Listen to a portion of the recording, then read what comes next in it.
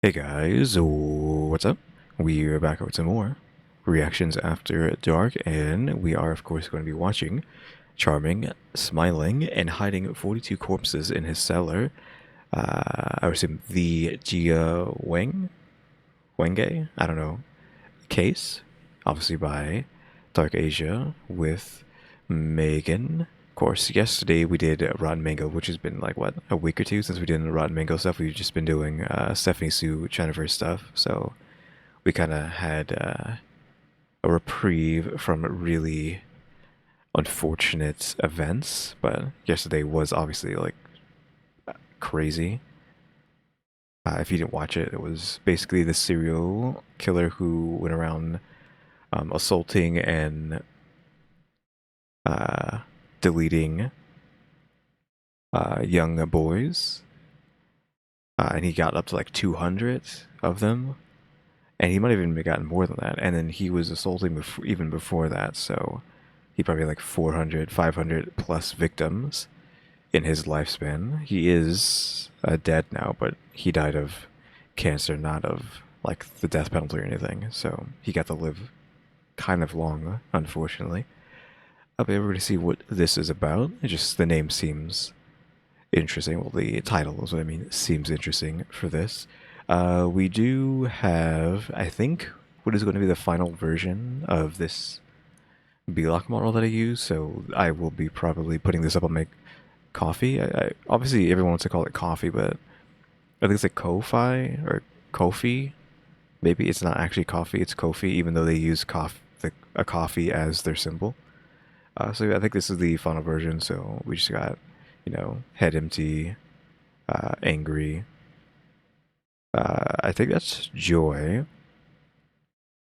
Then sorrow here, crying, and of course this is surprise. I changed all the names just to match the stuff in like VC Face, so you can actually just activate these expressions via your facial features. Though I don't have that set up on my end, but so yeah, it's just like that. This is fun instead of head empty, because I would want to call it head empty, but it's fun just so it gets registered as that. And the hammer, I updated the hammer too, because it wasn't to my liking, so I rounded it up, redrew on it, gave it better uh, normal map. Normal map is like what's giving it its texture, the rough, rocky texture. That's the normal map. So yeah, I think we're done with this model finally, and that will be up for sale on my coffee probably tomorrow, question mark. I could have had it up now, but it's 3:30 p.m. So we have 2.5 hours to record this video and upload it for today. So I only had enough time to put the finishing touches on this Belock model before recording this video. So there you go. So if you've always wanted to have this model for yourself to use it, you will be able to in a few days, or a day, or a couple days. But yeah, let's just get into it now. What would you do if you woke up in complete darkness and realized you couldn't even stretch your arms without hitting cold, damp walls? You try to move, but something thick and sticky coats the floor beneath your feet. I don't know what this is. I assume I couldn't move my hands. I would feel like I was like in a coffin, right? But I don't think we're in a coffin. We're in this guy's cellar, right? I think I am worried about being buried alive. I don't know how many people are worried about being buried alive, but that is one of the things I am worried about. It clings to your skin. It's thick and sticky, coats the floor beneath your feet. It clings to your skin.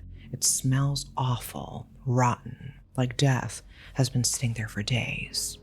And when the light finally breaks through, a sliver from above, maybe someone opened a door, and you see it. Bodies stacked, rotting. You were entrapped in a room. You were dumped into a grave. And that place, that smell, that horror, it all traces back to one man, Jia Wenge. A name that still makes people in China shudder. A killer so disturbing, so calculated that some believe he didn't just murder, he consumed his victims. Let's dive right in. Are we saying he didn't admit to uh, consuming them? Question mark. Do we not have that information? Or what? Oh yeah, I think I need to do something. I just had to change the setting. Now, let me take you to a place few talk about willingly, Nehe, a quiet town in Heilongjiang province. No, I mean, obviously I have no clue about anything in China, but never heard of it, of course. Near the Russian border. But in the late 80s and early 90s, it gained a chilling nickname, the place where people who don't want to live go, not because of the cold, not because of poverty, but because people kept vanishing. After sunset, they just disappeared. Locals whispered about a black hole in the city. Some joked darkly, if you are tired of life, go to Nehe. By early 1991, the missing persons count had climbed so high the police couldn't ignore it anymore. They launched a dedicated investigation. But months passed, nothing, no clues, just more people gone. Then, either in late 91 or early 92, something changed. A special unit was deployed. Okay, so it got so bad they actually just made a Nehe unit to deal with this issue. They split into teams, retracing the steps of the missing, searching abandoned lots, alleyways, near the old railway station. And that's when an officer saw him, a young man standing near the station, shifty, avoiding eye contact, ready to bolt. He wasn't alone. 2 others stood with him. Something about them wasn't right. When the officer approached, the man ran. All 3 did. Okay, so this guy had accomplices, question mark? Or no? But the police caught them, hauled them in, and once the interrogation began, the truth they uncovered would stain the city's name forever. They just gave in just like that? At the station, the officers began questioning the 3 they had just arrested. 2 men, Jia Wenge and Li Xiuhua, and a woman, Xu Lixia. A woman? What? A woman is getting in on this murdering, question mark? Or is it maybe she just was someone who was captured, question mark?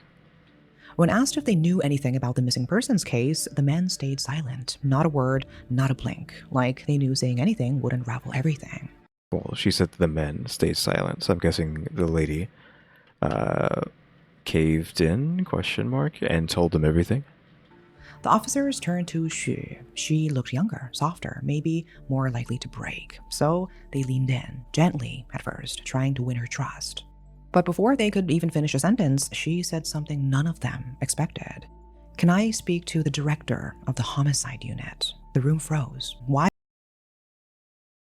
would she need to see the head of homicide? Yeah, it's just like, can I just speak to homicide? Like, what? She just like, immediately, she got caught. She's like, okay, here's what happened. They killed 42 people in their in a cellar.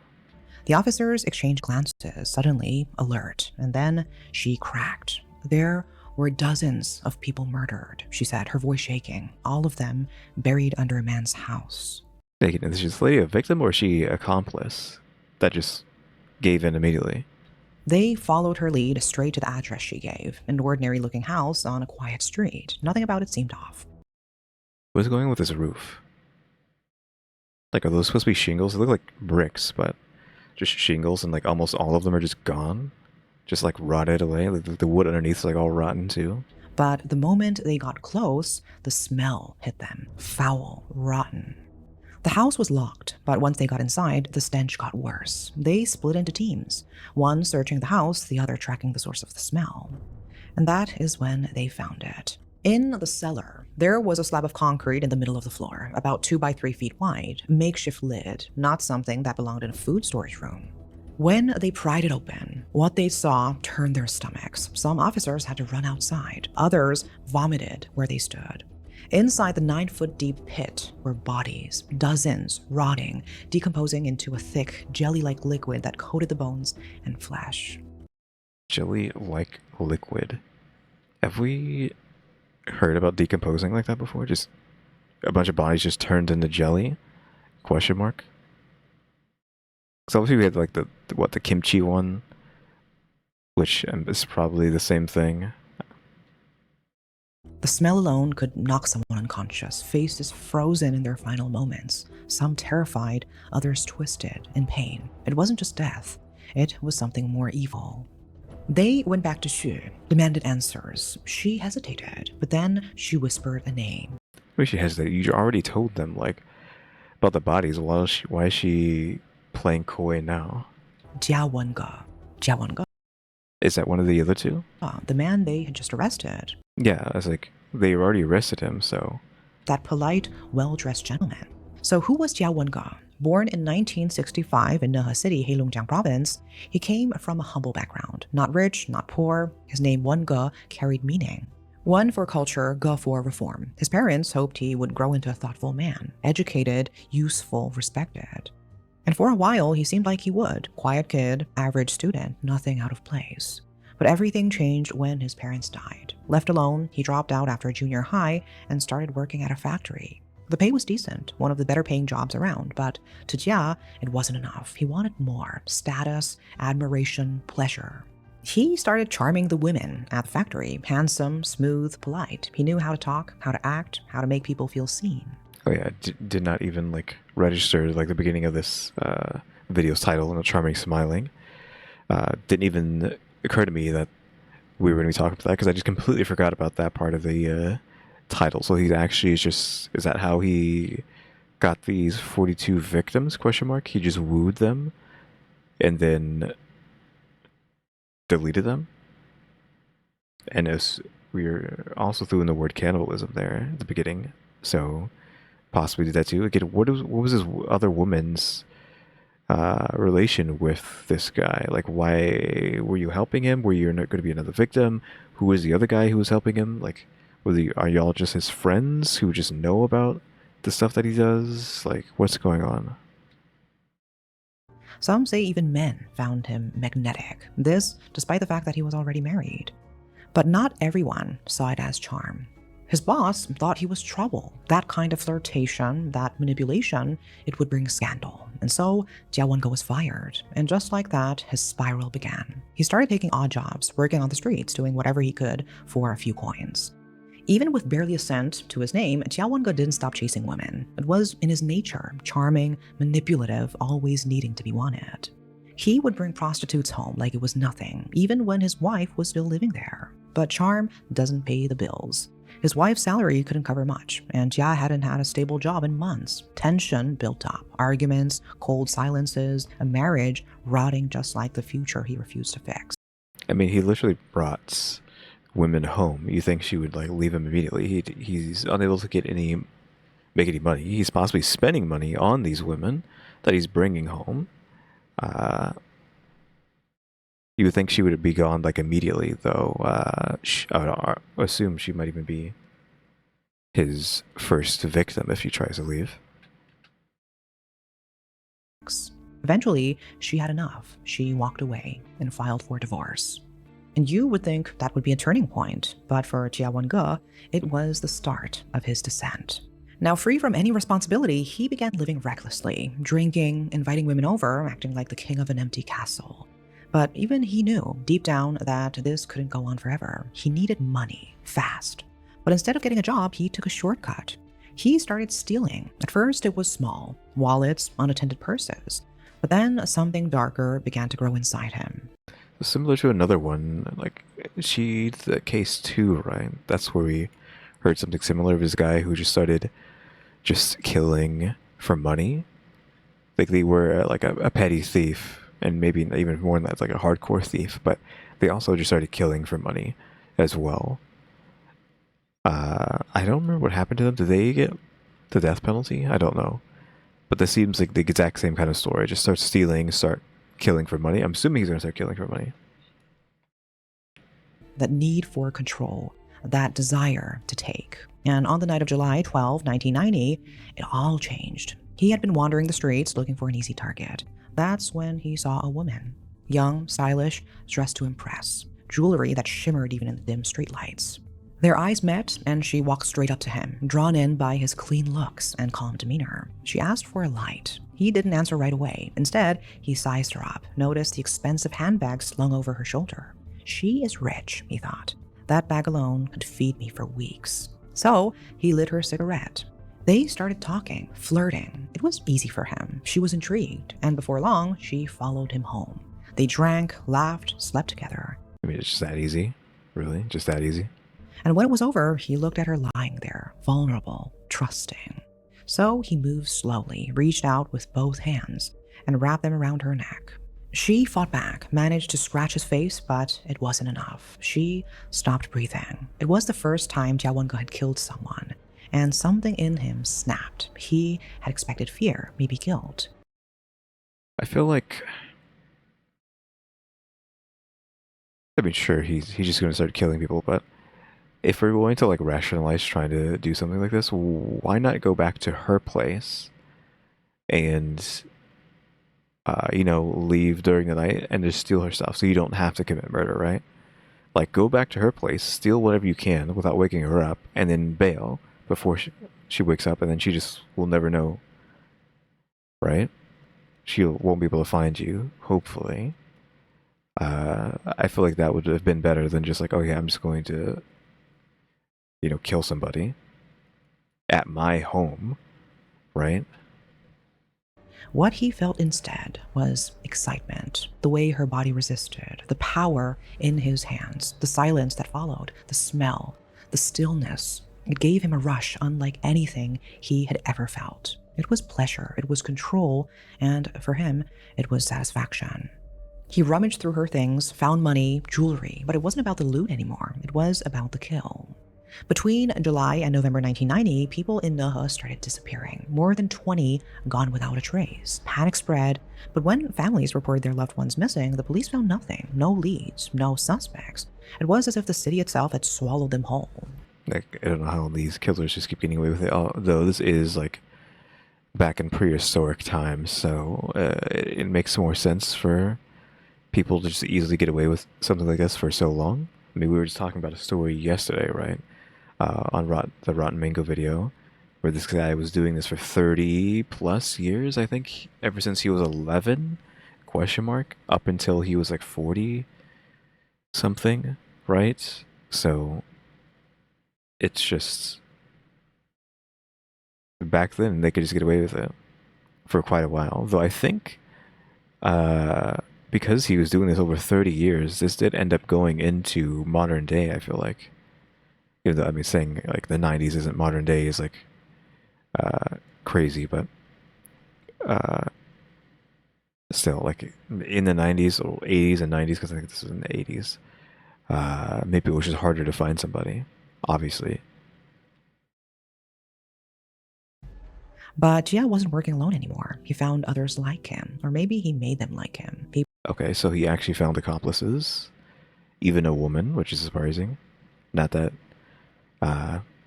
they can't be serial killers as well. People who were desperate, broken, or just evil.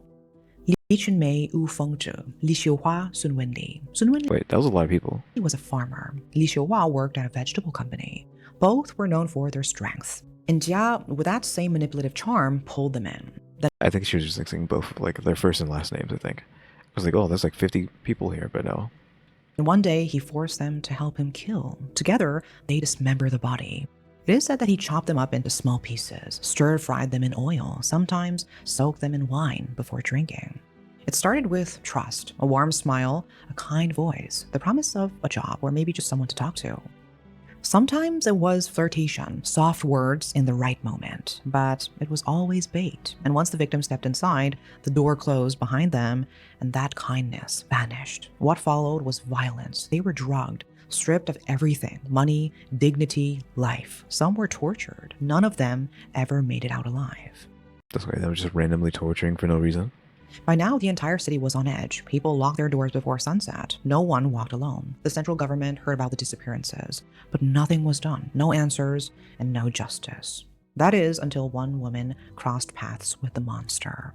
Her name was Xu Lixia. She was never supposed to be a part of this. She was a kindergarten teacher. She was quiet and gentle. All she wanted was a simple life. Again, so like, how did she get mixed up with these three?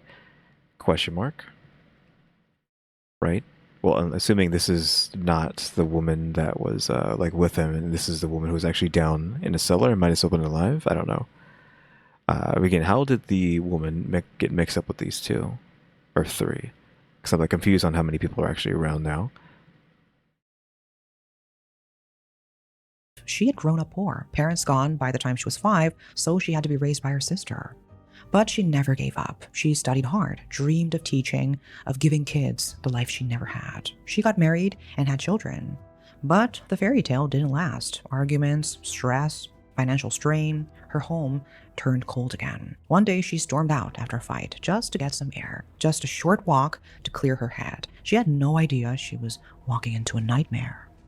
It was November 1990. That night, she found herself at the railway station, sitting on a cold bench under flickering lights, eyes empty, thoughts racing. She had nothing on her, no plan, just a small bag and the weight of everything she'd been through. That's when he appeared, an elegantly dressed man, clean suit, hair combed, and a warm voice. "Are you okay?" She flinched. Nehe had a reputation. Girls had gone missing. But then she remembered those were prostitutes. She wasn't one of them. She was just a school teacher going through a rough night. But I mean, just because that's like the main target doesn't mean that can't change. I feel like that's kind of like a weird thing to think of, like, just because I'm not X, that means I'm safe. I feel like you should just always assume you're never safe, right? No matter who you are. Besides, this man looked proper, calm, gentle, even. He smiled. "My name is Jia Wenge. I'm a director at a nearby factory." It's like, how haven't we as humanity just accepted that the ones who look like they're not trouble are the ones who are trouble? Like, I could just assume everybody is evil, right? I know that's kind of a bad take, question mark. Not a bad take, but what is it? What's the term? Not, is it pessimistic? It's one of those words, right? But I feel like that's just something you have to do, just to stay safe. Everybody is bad, so don't interact with them. "You looked like someone who needed help. I can offer you a job and a place to stay if you want." Red flags fluttered in her mind. Her instincts told her to decline, Exactly. and she did. But to her surprise, he didn't push. He just nodded, smiled again, and walked beside her quietly. Somehow, that made her feel safe. So she changed her mind, accepted his offer, followed him home. And inside, the house was cold, but he brought her hot tea. And that tea was drugged. Her memory after that turned to fragments. Darkness, a sudden heaviness in her chest, the feel of hands around her neck. And then nothing. Jia thought she was dead, just another name on his growing list. He checked her pulse, saw nothing, and went through her bag, found a few hundred yuan. Then, like he'd done before, he picked up her body and carried her to the cellar. He opened the concrete lid, tossed her into the pit, and walked away. Okay, so we were just saying her pulse got really low, or it gave out for a second, but it started pumping again. But Xu Lixia wasn't dead. She woke up gasping, disoriented. The air was thick, heavy with rot. When her eyes adjusted, she realized she wasn't lying on dirt. It was something soft, wet, and jelly-like. She looked down, and her heart stopped. I assume, like, if you were somehow, like, she was drugged up, but, like, if you were somehow able to, like, get any memory of what just happened to you, and then, like, you pass out, and then you wake up in a hole surrounded with corpses, jelly-like corpses, I feel like you would think you're, like, in heck, right? Oh, I'm saying heck, by the way, because, again, YouTube's censorship is just out of its mind, so you know what I mean by heck. Like, you're just in the afterlife, like the bad part of the afterlife, right? So I'd assume, like, that could have been a thought that crossed her mind, just waking up in such a horrible place. It was decomposing human flesh, dozens of corpses melting together in a puddle of decay, limbs tangled, faces barely recognizable. And she was standing right on top of them. She screamed, but no one heard. She wanted to throw up, cry, give up, but something in her mind pushed back. Her child. She couldn't die there. Fueled by a kind of desperate, inhuman strength, she looked around. She needed a way out, fast. She spotted more solid corpses, less decomposed, and began climbing them like a ladder. So I was wondering, like, if this lady was, it's like, she escaped, and they're like, "Oh, you escaped out of my pit? Okay, now you get to work with us. Like, we're not gonna get rid of you now because you somehow survived." I don't know. So I think she was the woman who was with them at the beginning, but they're trying to rope her into it now that she has lived through this exchange. But the bodies weren't high enough. The walls were slick. The hole was deep, at least 9 feet. Yeah, like 9 feet. Though I feel like, how tall is an average person? I mean, average, like over 5, right? You lift your arm up, you're getting about like an extra 2 or I don't know, like an extra 2 feet above. So you can probably reach up to about 7 feet or so. Depending on how strong you are, you can probably jump 2 feet high, like how strong your legs are. So you can, I feel like you could jump you can get up to 9 feet off of a jump. But I'm guessing she doesn't have that kind of strength, plus obviously the walls covered. But that hole earlier, which we can't see anymore, I don't want to go back and like find it. I didn't like look like, okay, here it is. We're at 1511. Here, like this. Doesn't seem like it fits this perfectly, right? If this is the hole. Well, it says the hole. So, I'm guessing this, like some of this would be exposed, like this little piece here, maybe some of this. We can't see what's off over here. I mean, I need to be like using this more often. Like this chunk could be exposed, maybe this here.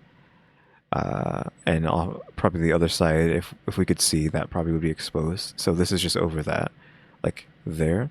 This might actually even go all the way over and cover that up, and then that just means, you know, this section is open, and maybe even like this little bit here is open when this is drawn all the way over. So you could like try to jump up and then force your head through and hopefully push this back, but you would need like a lot of strength, right? To jump the extra 2 feet, and then the grab, like the area here, and then possibly hold on with one hand, and like use your other hand to push this back that way a bit, just to be able to slip your head through, right? Deep, at least 9 feet. So she started clawing her way up the sides, fingers digging into cracks, pressing against the wall, scraping her skin raw. This doesn't say the hole, so I don't know if this is just stock footage or not. And finally, she reached the top. Okay, yeah, this is just stock. She pulled herself into the dusty room above, chest heaving, soaked in sweat and filth. And then she turned. Jia Wenge was standing there, his eyes widened. Well, I'm impressed you're still alive. See, that's what I'm saying. Like he's like, wow, you survived my trial? Question mark. You get to be one of us now. Because it's not like it was like a real trial, but I'm just using the word trial for lack of a better word. In this instance. Then he reached for a shovel, held it in both hands, pointed it straight at her head. Xu dropped to her knees. Tears poured down her face. She begged him not to kill her and promised she would do anything for him. And for a moment, Jia hesitated. Then a thought flickered in his mind. What if I don't kill her? What if I use her? He lowered the shovel. All right, he said, I will spare your life, but you will help me. You will bring someone to me in the future. And if you don't, your husband, your child, they will pay. How did he know that? Unless I guess you told him about them. She nodded slowly, realizing in that moment she had just made a deal with the devil. Day after day, she lived like a slave, obedient, hollow-eyed, doing whatever Jia told her. She had chances to escape, moments when she could have run, screamed, told someone, but she didn't. She couldn't, because she believed Jia believed he would go after her husband, her child. Okay, so how long was this going on then for? So she stayed, and she lured. Between January and August 1991, Xu seduced more than a dozen men. Okay, so she's getting men now for them to get rid of. Also, how long? I didn't get believed he would go after her husband, her child. So she stayed, and she lured. Between January and August 1991. Okay, so January and August. That's quite a long time she was doing this. Just accomplice. Let's use the word accomplice here, because I don't know, she's actually killing them. Accomplice by coercion. Coercion, is that, how bad can you get?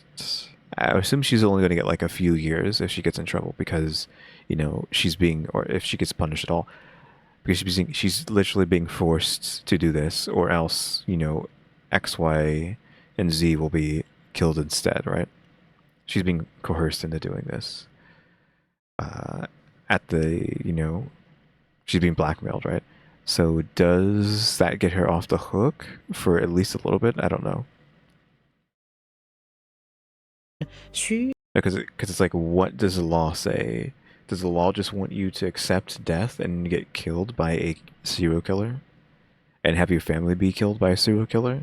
Is that what it wants you to do? Instead of, you know, just going along with what they want you to do to save yourself? But like doing that, you will be punished almost the same as them? That doesn't seem right, right? Like, for the best case scenario that the law wants you to do is for you to just accept death, that seems kind of like not right. seduced more than a dozen men. Each one walked into that house thinking it might be a lucky night. None of them walked out. According to court records and Jia's later confession, they didn't just kill them. Two of them, Liu Qipeng and Wang Wenbin, were strangled with rope, then stabbed. Jia carved out their hearts and livers, stir-fried them with green peppers and vegetables. And the gang sat down to eat like it was any other meal, with wine. Okay, so yeah, they are just cannibalizing them, allegedly. I guess the heart, I don't know about the liver, but I guess that's like very... Silence of the Lambs? Was Silence of the Lambs out at this point? I think it's old enough to be out at this point. I mean, I guess, again, I could just look it up, so... This one's a bit iffy, because Silence of the Lambs came out in 1991. They were doing this for a while, but specifically once the woman joined this, that was 1991, right? She was doing this from January to August, question mark. So the movie was out, but I don't know how movies worked back then in China with American movies. I don't know if they got to see them or not, or if they had to like bootleg them or something to watch, since of course now there is a quota of overseas movies allowed into China. And we've talked about this before, and there's like a whole like war going on about getting your movies into China so you can make as much money as possible, because they make it as much, if not double, or the same, if not more money in China than you would make in the United States. So you kind of want your movies to get into China at the cost of selling your soul, right, to the devil. But I don't know how movies worked back in 1991 for China, so who knows if they had seen Silence of the Lambs. Apparently the book was made in 88, so a little bit before then. So it lines up, but then it kind of doesn't, with them eating people. I don't know. Another time, they killed a farmer named Sun Chengmin, just a passerby visiting Nehe. Jia gutted him, then mutilated his body further. He cut off the man's genitals and cooked them too. In just 1 year, the gang committed 64 crimes. 42 people were murdered, 24 women, 18 men. And when the first hole in the cellar filled up with bodies, they dug another. Nehe became a ghost town drenched in fear. The police were watching, investigating. But Jia was smart. Ever since forming his gang, he stayed in the background. He let others do the dirty work, confident he would never be caught. But no one hides forever. October 22nd, 1991. Police were running a province-wide operation, trying to crack down on a surge of missing person reports and suspected sextortion scams. At Suzhou railway station, an officer spotted a woman, young, attractive, walking with deliberate sensuality. Her eyes darted flirtatiously, as if scanning for a target. She caught the attention of a plainclothes officer. They flirted briefly, and she asked to talk somewhere private. Okay, so this guy is, I think, plainclothes officer means he's like in disguise. He's an officer in disguise. But something didn't sit right. He noticed two men watching from a distance. It felt off. Before the woman and her companions could flee, the police moved in. All three were caught and brought in for questioning. Their bags contained 3,000 yuan, 2 fake IDs, and high-dosage sedatives. It looked like a simple honey trap. The woman lures the man, sedates him, the men rob him. But when the investigators ran their IDs, alarm bells rang. These weren't first-timers. All three, Xu Lixia, Jia Wenge, and Li Xiuhua, were on watch lists, linked to fraud, manipulation, and rumors of darker things. They were scheduled to be processed in Hangzhou. Okay, so they already assumed that they were Doing bad stuff. Routine procedure. Then came the moment that changed everything. The plain question at the end of the interrogation, anything else you want to confess? She froze. Her heart pounded in her ears. She knew this might be the only shot she would ever get. If she didn't speak now, it would all vanish again, buried like the bodies beneath that house. So that's when she broke down. The officers looked at each other, suddenly unsure whether they were speaking to a victim or a witness to something unspeakable. I am not lying, she added. Please, take me to your director. I will show you. And she did. It was real. They called for backup. The house was swarmed. October 26, 1991, the Nehe Municipal People's Police, alongside forensic doctors, returned to the house. One by one, the forensic team began to remove the remains, reconstructing shattered bones, trying to match limbs to torsos, faces to skulls. In the end, they identified 42 bodies. So they identified 42, but because, I mean, that was a mess down there. Who knows if they got any more than that. I'm just like, want to know what happened to the woman, because I'm perfectly fine being on team where she doesn't get in trouble that badly, because, you know, she's doing this to save her family, right? And again, I don't think it's okay for things just to be like, okay, it doesn't matter if you were forced into doing something, you still get the same like heavy penalty, even if like if you didn't go with it, like your entire family gets killed. It's like, really? I'm going to get like punished heavily just because I wanted to not have like X amount of other people get killed too? I don't know. Different ages, different faces, different stories, all ending the same place. Only 28 were ever claimed by their families, and Jia Wenge confessed. He confessed everything. How he lured his victims, how he killed them, what he did with their bodies in great detail. Why though? When asked how many people he had killed, he shrugged. I don't remember exactly. According to police records, from July to November 1990, he killed 20 people on his own. And from then until his arrest, he killed 22 more, with the help of his so-called people. Then came January 1992. Jia Wenge and his accomplices were sentenced to death. According to Chinese law at the time, before their execution, they were paraded through the town in an open truck. Faces exposed, bodies tied, surrounded by a convoy of officers. Crowds lined the streets, shouting curses, throwing rotten eggs, spit, whatever they had.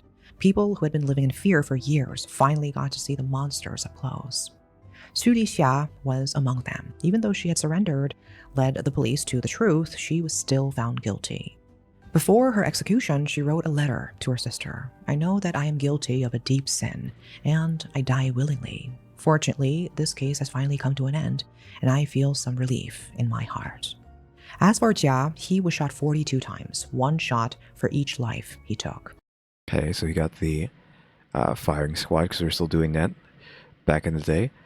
Again, like I was just saying, apparently this is a situation where it doesn't matter that you were coerced into doing this, and you not doing it would have got you and your family killed. Apparently that does not matter in the law in this situation. You still end up getting the same penalty that they get. Because I'm assuming it's not like she killed any of them. She just helped them do it. Like, she didn't actually do the killing herself, but she still got the death penalty anyways. I guess, I mean, she could have like gone to the police, but like, where was she and how long was she away from them? Like, did she have any time away from these guys? Because if she didn't, she had to be just forced living there. She said she had chances to get away, so I think she was forced to like live at this guy's place. I don't think she was able to go home, so that she was just missing for like a year. Just left her husband with the kids for a year, I guess. And again, in her mind, for their sake, right? I mean, it's not like a black or white scenario. It's pretty gray.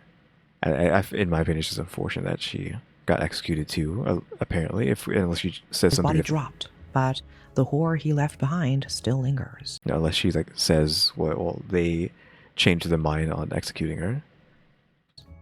Because even though justice was served, the city of Nehe would never be the same.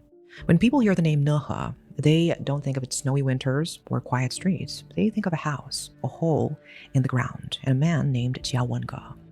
So, what do you think about this case? Do you believe Xu Lixia deserved her sentence? I mean, I was literally talking about that for like most of this video, so no question mark. If nothing else, just life, whatever. If you need to be, you know, if you need to be crazy about it, sure, she can have life, but like, I don't think she needed to be executed. She didn't tell us how she was executed, just how the main guy was executed. So, Do you think a place can ever recover from something like this?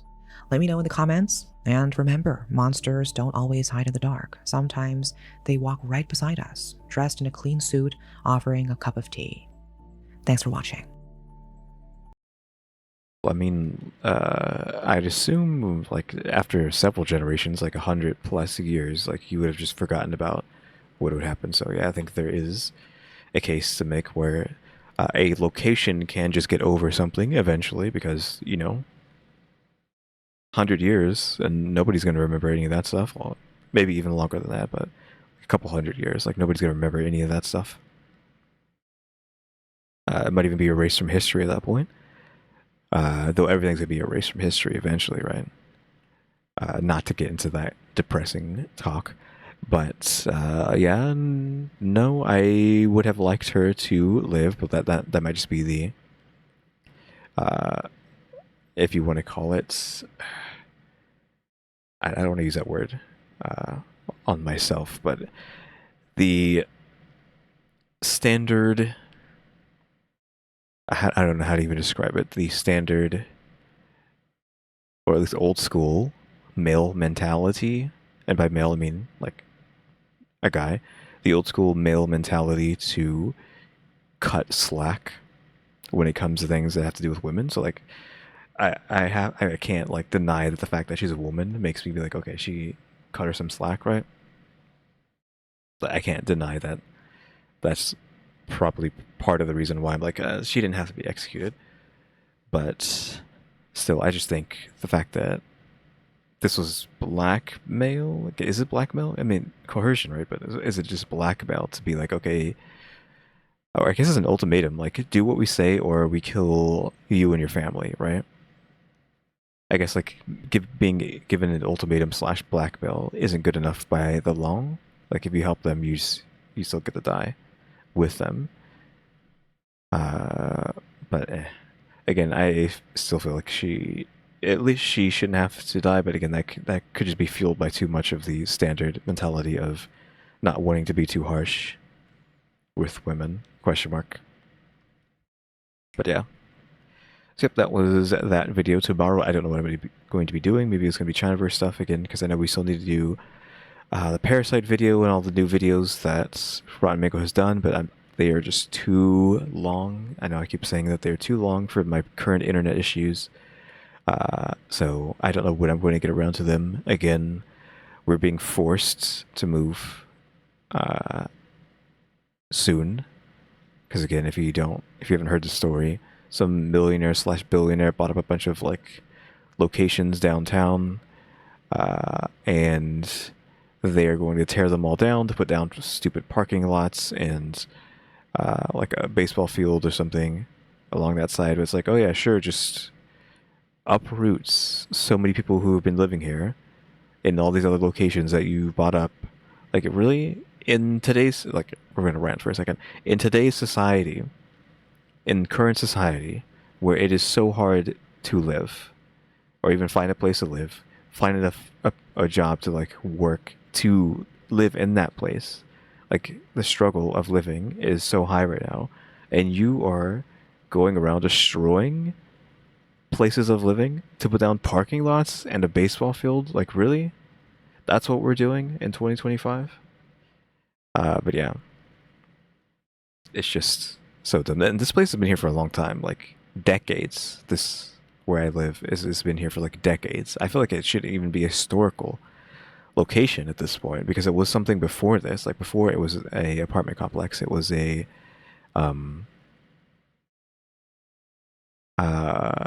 factory of sorts. So, and they turned it into an apartment. So it's like, really?